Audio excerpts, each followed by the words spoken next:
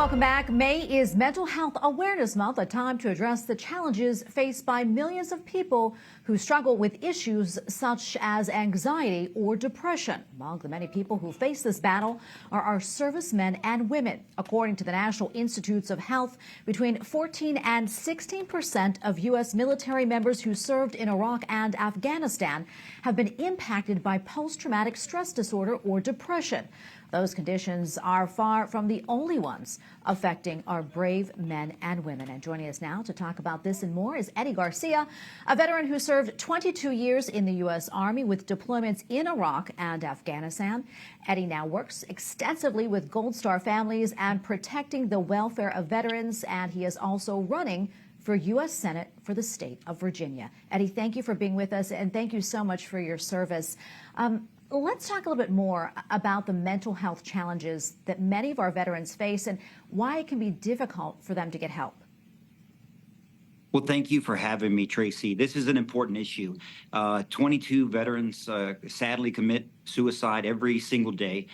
Veteran health care is diminished over the last couple of years, and it's tragic to see combat veterans, battle buddies of myself, that are sleeping under freeways, that are homeless because they don't have access to the care that they need. And so it's a big issue transitioning from active duty into civilian life. It's a lifestyle change for many who have spent decades, in some cases, in service, and to make their way out into the civilian world with all this trauma that they're leaving the service with. So it's a tragedy.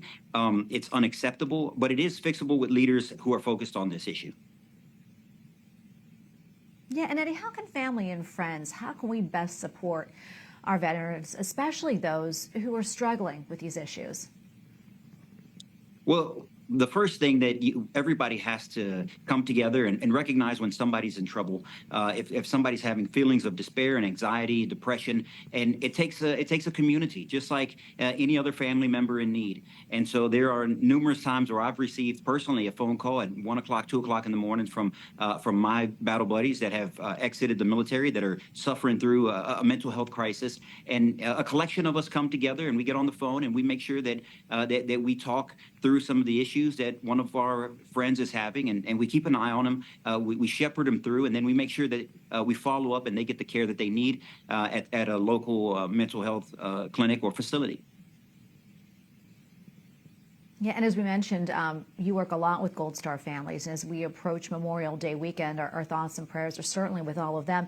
That said, what have you been doing to help and assist them, and what are some of the biggest needs there?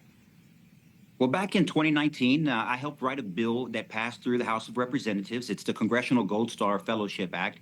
And what that does is it allows Gold Star families the opportunity to work for a member of Congress, a paid fellowship by the House of Representatives. Because if we're going to have leaders in D.C. that are going to send our troops off to war, the voice that needs to be heard, we felt, is the families of those who have lost loved ones in the line of duty. And so I helped pass that bill back in 2019. I believe the Senate has passed a companion bill recently, and so that's a voice that's desperately needed on Capitol Hill, and I'm grateful and honored to be able to help pass that.